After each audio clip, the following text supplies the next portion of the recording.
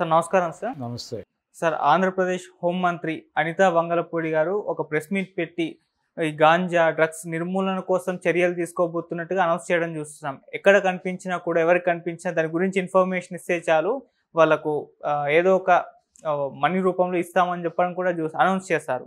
అంటే కంప్లీట్ రాష్ట్రాన్ని ఈ డ్రగ్స్ అండ్ గాంజా అసలు లేకుండా చేద్దామన్న ఆలోచన అయితే కనిపిస్తుందిగా, మరి మీరేమంటారు సార్ ఆ ప్రెస్ మీట్ పెట్టిన దాని గురించి? డ్రగ్ ఫ్రీ ఆంధ్రప్రదేశ్గా నిర్మించడం మా ఉద్దేశమున ఇప్పుడు ప్రకటించారు. నిజానికి ఏపీ ప్రభుత్వం ఏర్పడిన తర్వాత చాలా యాక్టివ్గా ప్రెస్ మీట్లు పెడుతూ జనంతో ఇంటరాక్టివ్గా వ్యవహరిస్తున్నటువంటి మంత్రి ఆవిడే, హోంమంత్రిగా. అంటే రకరకాల అంశాల మీద చాలా ఓపెన్గా అవుట్స్పోకెన్గా మాట్లాడేస్తుంది ఆవిడ. పోలీస్ అకాడమీ గురించి మాట్లాడారు, గ్రేహౌండ్స్ అకాడమీ గురించి మాట్లాడారు, అలాగే ఈ డ్రగ్స్ గురించి ఇతర విషయాల గురించి మాట్లాడుతూ జగన్ హయాంలో జరిగిన పర్టికులర్గా శాంతి భద్రతల వ్యవహారానికి సంబంధించిన కేంద్ర ప్రభుత్వం నుంచి వచ్చిన నిధుల వినియోగానికి సంబంధించి రకరకాల విమర్శలు చేశారు ఆవిడ ఈ ప్రెస్ మీట్లు పెట్టడం ద్వారా. ఈ క్రమంలోనే ఆవిడ ఈ డ్రగ్ ఫ్రీ ఆంధ్రప్రదేశ్ అని కలగన్నాను నేను, దాన్ని సాకారం చేసి చూపిస్తాను అని కూడా మాట్లాడారు. అయితే ఆదర్శంగా అది బాగానే ఉంటుంది, కేవలం ఆదర్శం మాత్రమే. ఆచరణలో అది సాధ్యమా అనేది చూస్తే అది అసాధ్యం అనే విషయం మనకు చాలా స్పష్టంగా అర్థమవుతుంది. ఎందుకంటే ప్రభుత్వాలు ఏవైనా ప్రభుత్వాలు నడపడానికి, ఎన్నికలు ఫైట్ చేయడానికి, ఇతరత్రా వ్యవహారాలకి డబ్బులు అవసరం. ఈ డబ్బులు ఎక్కడి నుంచి వస్తాయంటే ఇలాంటి వ్యాపారాల నుంచే వస్తాయి. ఎందుకు ఎన్టీఆర్ టైంలో మద్యపాన నిషేధం అనేది కొంచెం ఇబ్బందికరంగా తయారైంది ప్రభుత్వానికి అంటే, ప్రధానమైనటువంటి ఆదాయ వనరు కోల్పోతున్నాం, అధికారికంగా వచ్చే డబ్బులు కోల్పోతున్నాం అనేది. అయితే దాని ముసుగులో అనధికారికంగా చాలా వ్యాపారం జరిగింది ఆ టైంలోనే. ఇది అదే పద్ధతిలో డ్రగ్స్ మీద నిఘా వేస్తున్నాం, మేము ఉక్కుపాదం మోపుతున్నామని చెబితే ఈ వ్యాపారం చేసేటువంటి సెక్షన్స్ అన్నీ కూడా వాటి ధరలు పెంచుకుంటాయి. పెంచుకుని దీని అవైలబిలిటీ అంత ఈజీ కాదు, ఆల్రెడీ అడిక్ట్ అయి ఉంటారు. ఈ అడిక్ట్ అయిన వాళ్ళు దాన్ని కన్జ్యూమ్ చేయడానికి ఎంతకైనా తెగిస్తారు. దానికి ఒక ప్యాకెట్ మీద ఒక 10,000 పెంచితే ఏమవుతుందో అని వాడు అనుకుంటాడు, కానీ ఈ 10,000 కాదు 20,000 పెంచినా కొనడానికి సిద్ధంగానే ఉంటారు.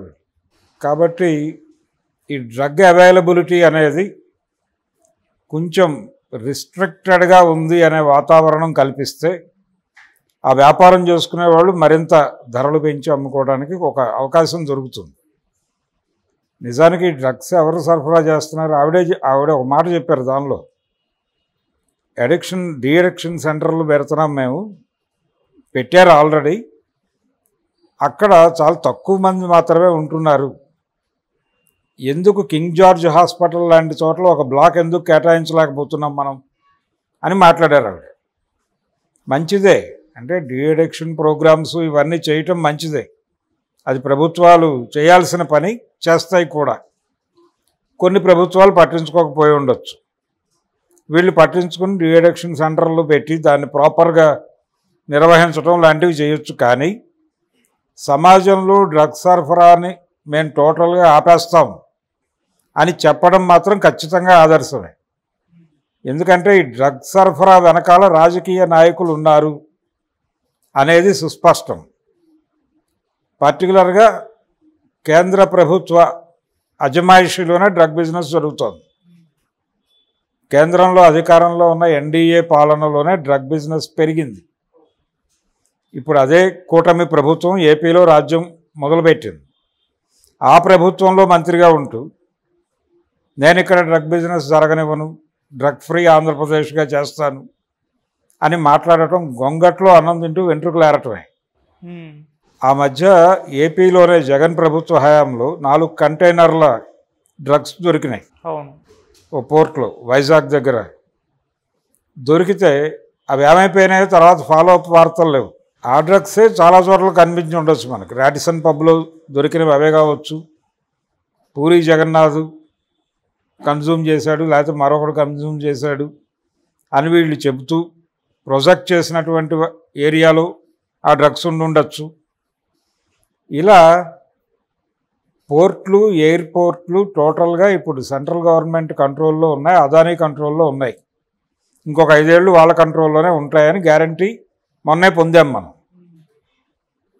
కాబట్టి ఈ దేశంలోకి బయట నుంచి డ్రగ్స్ కాదు కదా, ఏ సరుకు వచ్చినా అదానీకి తెలియకుండా జరగదు, అమిత్ షాకి తెలియకుండా జరగదు. ఈ దేశం నుంచి ఏది బయటకు వెళ్ళాలన్నా అదానీకి, అమిత్ షాకి తెలియకుండా జరిగే అవకాశం లేదు. ఆ లెవెల్ కంట్రోల్లో ఉంది వాళ్ళకి. ఏపీ తీర ప్రాంతం అంతా గోవాగా మార్చాలని కూడా ఒక స్కీమ్ ఉంది వాళ్ళకి. ఆ స్కీమ్ గత ప్రభుత్వం హయాంలో జగన్తో మాట్లాడారు వాళ్ళు వచ్చి. అదానీ వచ్చి ప్రత్యేకంగా జగన్తో సమావేశం అయ్యాడు. ఇప్పుడు ఆ ప్రాజెక్టు వాళ్ళ హయామే, ఇప్పుడు ఎలాగో వాళ్ళ ప్రభుత్వమే ఉంది కాబట్టి అది ముందుకు తీసుకెళ్ళచ్చు. తీర ప్రాంతం అంతా గోవాగా మార్చేసిన తర్వాత అక్కడ డ్రగ్స్ సరఫరాని ఎలా నియంత్రిస్తారు వీళ్ళు? అది అయ్యే పని కాదు. కాకపోతే ఆవిడ చెప్పినట్టుగా డిఅడిక్షన్ సెంటర్లు విస్తృతంగా పెట్టి, అంటే ప్రభుత్వ ఆసుపత్రుల్లో దానికోసం ప్రత్యేకం ఒక బ్లాక్ పెట్టి నిర్వహించవచ్చు. ఆదర్శంగా అది బాగానే ఉంటుంది వినటానికి. కానీ రాజకీయ నాయకుల ప్రధాన ఆదాయ వనరుగా డ్రగ్ మారిపోయినటువంటి సందర్భం. మనం చాలా వరకు ఏమనుకుంటాం, డ్రగ్స్ అనేవి నైజీరియన్స్ సరఫరా చేస్తారు, అది లోకల్గా ఎవరో కొన్ని రౌడీ గ్యాంగుల వాళ్ళు అది ట్రాన్స్పోర్ట్ చేస్తారు. ఇప్పుడు అక్కడ కూడా 100 మంది ఏదో ట్రాన్స్పోర్టర్స్ ఉన్నారు అని ఆవిడ ఒక లిస్టు ప్రకటించారు. వాళ్ళెవరు ఒరిజినల్ డ్రగ్స్ పట్టుకొచ్చి అమ్మేవాళ్ళు కాదు, ఎక్కడో దొరికితే తీసుకెళ్ళి ఇంకొకటికి చేరవేసే కొరియరింగ్ వ్యవస్థ మాత్రమే, కొరియర్లను మాత్రమే చూపిస్తున్నారు వీళ్ళు. ప్రధాన సరఫరాదారు గురించి మాట్లాడట్లా. అనిత గారు కూడా అదే మాట్లాడింది. ఆవిడ ప్రస్తావించిన 100 మంది కొరియర్లు మాత్రమే. కొరియర్లు కాదు, కొరియర్లు పాయసంలో గరిట్ లాంటి వాళ్ళు. వాడికి ఆ వేడి తెలియదు, రుచి తెలియదు. అది తయారు చేస్తున్న వాళ్ళు, సరఫరా చేస్తున్న వాళ్ళు వేరే ఉన్నారు. వాళ్ళ గురించి మాట్లాడి వాళ్ళ దగ్గరికి వెళ్ళే పరిస్థితి ఉందా వీళ్ళకి అనేది అనుమానమే. ఆవిడ గ్రేహౌండ్స్ అకాడమీ పటిష్టం చేయవచ్చు, పోలీస్ అకాడమీ పటిష్టం చేయవచ్చు.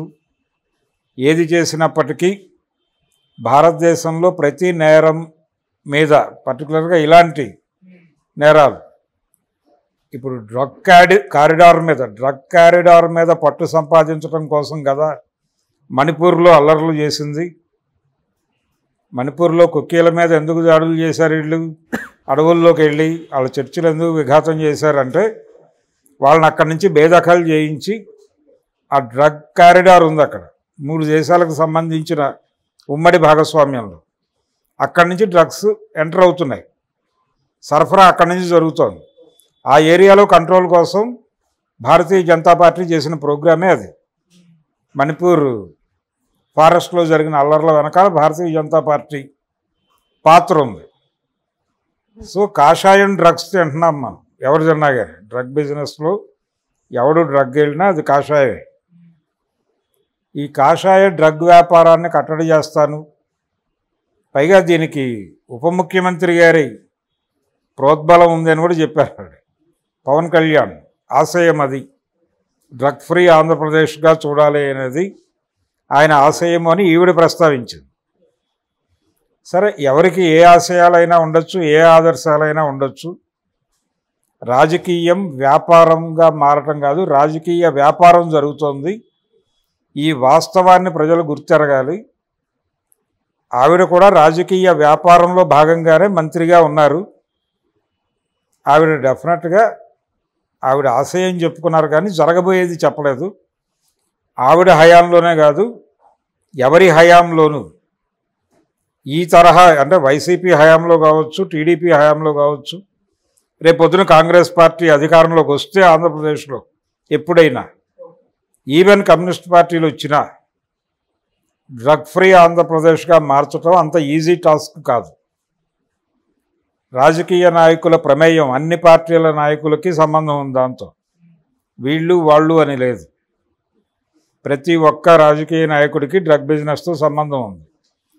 డ్రగ్స్ అనేది కేవలం నైజీరియన్స్ సరఫరా చేస్తారు, సినిమా వాళ్ళు తాగుతారు, లేకపోతే స్కూళ్ళు కాలేజీల్లో ఉన్నటువంటి విద్యార్థులు తాగుతారు, తీసుకుంటారు, కన్జ్యూమ్ చేస్తారు అనే అభిప్రాయం చాటున, అభిప్రాయం క్రియేట్ చేసి ఆ చాటున రాజకీయ నాయకులు వ్యాపారం చేస్తున్నారు. ఓకే.